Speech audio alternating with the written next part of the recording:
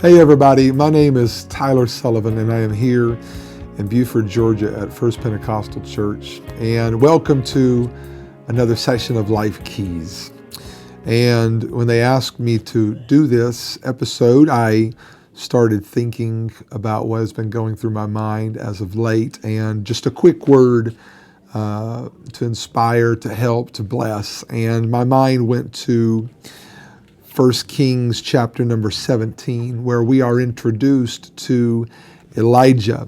And we didn't know who Elijah was at this point. We didn't know what he was about. We didn't know where he came from. Of course, if you've been in church any number of years, you've probably heard the stories and miracles that Elijah performed through the Lord during his time here on earth. And such an exciting life. But here we're introduced to him in this chapter.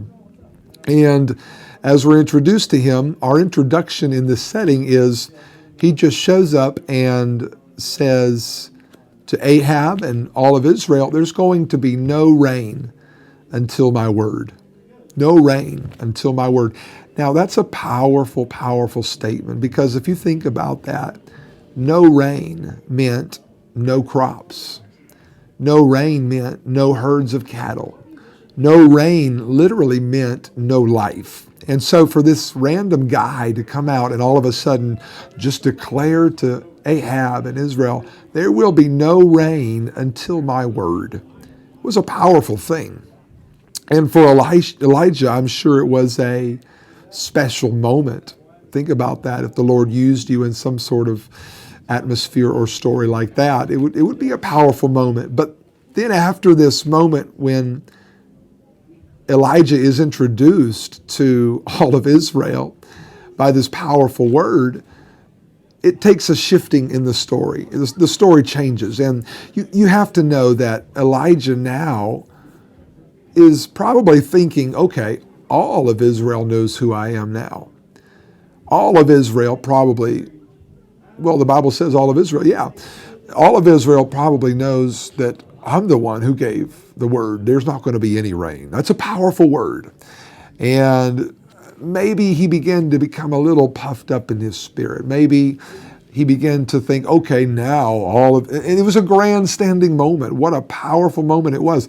And so right after this moment, after Elijah is introduced to all of Israel, God says, okay, now I'm going to take you to a brook. And the name of this brook is Cherith. You've had a wonderful spotlight moment here, Elijah.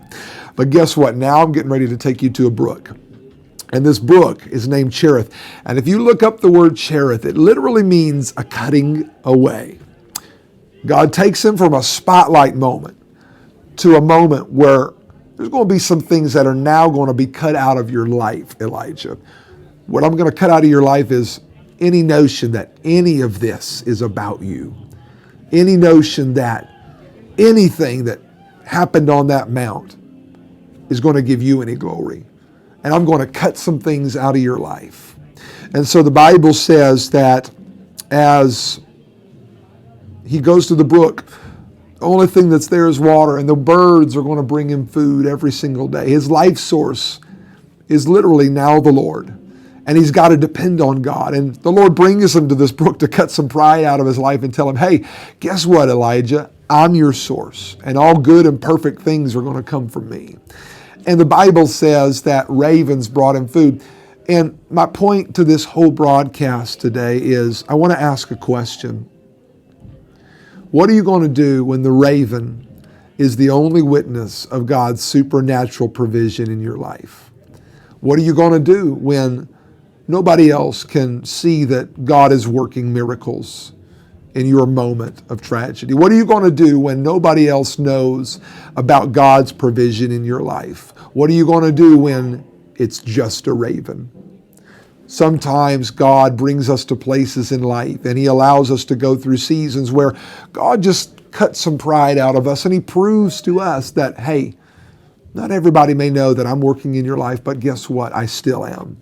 And I'm still proving myself to you. The lady who had the sons that were going to be taken away by creditors, and she had to come up with some sort of a payment. Now all of a sudden she has no money, but All of a sudden she tells her boys, go out and gather all the vessels you can find. And they bring in all the vessels they can, and she starts pouring oil into each one of these vessels. But before she does, she shuts the door so that nobody can see the witness of God's power, and so that nobody can see anything really that's happening. And she begins to pour this oil into all of these vessels, and they were all filled, and she sold the oil to the creditors to pay for her sons. My point, just keep on doing what you're doing. God knows exactly where you are. And in the right time, he's going to prove himself to you and show you, you know what? I'm your source. Not everybody has to know everything that's going on in your life. You just keep on doing what you know how to do.